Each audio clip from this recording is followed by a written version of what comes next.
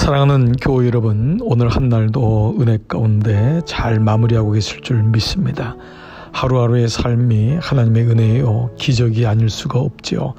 한날 일어나면서 눈을 뜨면서 하나님께 감사하고 또 한날을 마무리하면서 주님의 은혜였음을 고백하는 것이 그리스도의 삶이라 믿습니다.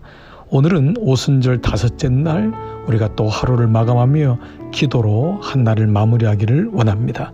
오늘 저는 기도를 나의 것으로 만들기라는 제목으로 누가복음 21장 34절 이후의 말씀으로 함께 나누겠습니다. 너희는 스스로 조심하라. 그렇지 않으면 방탕함과 술 취함과 생활의 염려로 마음이 둔하여지고 뜻밖의 그날이 독과 같이 너희에게 임하리라. 이러므로 너희는 장차 올 이 모든 일을 능히 피하고 인자 앞에 서도록 항상 기도하며 깨어 있으라고 말씀하십니다. 그렇습니다. 주님은 우리가 기도하지 않으면 방탕하게 됨을, 때로는 술 취하게 되고 세상에 살면서 오는 이런저런 일로 인하여 슬럼프에 빠지기도 하고 때로는 두려움과 염려로 그 마음이 둔하여져 하나님과 교제하지 못하게 되고 내 안에 갇히게 됨을 말씀하고 있습니다. 그래서 심지어는 그것을 덫과 같다라고까지 말씀합니다. 그래서 예수님은 이 모든 일을 능히 피하고 인자 앞에 설 수 있는 것은 항상 기도하며 깨어있는 것이라고 말씀합니다. 그렇습니다. 기도는 바로 이러한 것입니다. 그렇다면 우리에게 숙제가 있습니다. 그 기도가 모든 것을 능히 피하고 주님 앞에 마지막까지 설 수 있는 그 비결이라면 중요한 것은 기도를 나의 것으로 만드는 것이 중요합니다. 아무리 좋은 진주가 있고 구슬이 있어도 깨워야 된다고 했습니다. 구슬 서말도 깨워야지 내 것이 되듯이 기도를 나의 것으로 만드는 것이 중요할 것입니다. 이를 위해 저는 여러분에게 두 가지의 말씀을 드리고 싶습니다. 첫 번째는 가능한 대로 규칙적인 기도의 시간을 갖도록 하는 것입니다. 우리는 주님의 자녀로 살면서 우리의 삶이 때로는 그냥 흘러갈 때가 많고 하루를 어떻게 시작했는지 하루를 어떻게 마감했는지 모를 때가 많습니다. 그때마다 예수님이 습관에 따라 겟세마네 동산에 가셨던 것처럼, 그리고 그가 하루를 시작할 때 기도로 시작했던 것처럼 우리의 삶에도 규칙적인 시간을 갖는 것이 중요합니다. 대부분 기도해야 된다는 것을 알지만은 기도하지 못하는 이유는 일정한 기도의 시간을 갖지 못하기 때문입니다. 기도의 사람 앤드류 머레이는 일정한 기도 시간이 없는 사람은 기도하지 않는 사람이다 라고까지 정의했습니다. 그러고 보면은 모든 믿음의 사람들에게 있었던 공통적인 특징은 그 사람에게 기도의 시간이 있었다는 것입니다. 그것이 가능했던 이유는 자신이 하나님 앞에 시간을 정하고 지속적으로 기도하며 주님 앞에 나갔던 것입니다. 다니엘도 보십시오. 그 어려움 가운데 기도의 시간을 지켰습니다. 아마 요셉도 감옥 안에서 그는 기도의 시간을 지키면서 주님께 나갔을 것입니다. 기도 시간을 정하지 않으면 결코 지속적인 기도 생활을 할 수 없기 때문입니다. 그러므로 기도의 시간을 정해 보십시오. 식사 시간을 정하여서 밥을 먹듯이 출근 시간을 정하여 일을 시작하듯이 우리의 삶에 기도의 시간을 정하는 것입니다. 오늘 이 오순절 기도도 그런 가운데 저녁 9시, 저녁 10시 우리의 삶에 기도의 시간을 정하고 하루를 마감하고 주님 앞에 나가는 것입니다. 그러므로 기도 시간은 식사 시간보다, 출근 시간보다, 일하는 시간보다, 어떤 사람과의 약속 시간보다 중요함을 깨닫고 그 시간을 정하는 것입니다. 두 번째는 기도의 습관으로 나가면 더욱더 좋을 것입니다. 시간을 정하고 그것이 반복 지속되면 습관이 됩니다. 사람들은 살면서 90%는 습관대로 행하고 10%만 의식대로 행한다고 합니다. 대부분 무심코 행하는 것입니다. 그러므로 기도의 사람도 기도의 습관이 있어야 됩니다. 습관의 힘이라고 하는 책을 쓴 하치라고 하는 심리학자는 우리의 행동은 무의식 속에 미리 프로그램되어 있다라고까지 주장합니다. 즉 우리의 지금의 모습은 오랫동안의 시간을 거쳐오면서 만들어졌다는 것입니다. 그러므로 기도의 사람은 반드시 기도의 습관으로 만든다면 더욱더 놀라운 하나님과의 풍성한 관계를 유지할 수 있습니다. 예수님도 새벽부터 밤까지 일하셨지만 그분에겐 기도하는 삶이 있었고 습관이 있으셨습니다.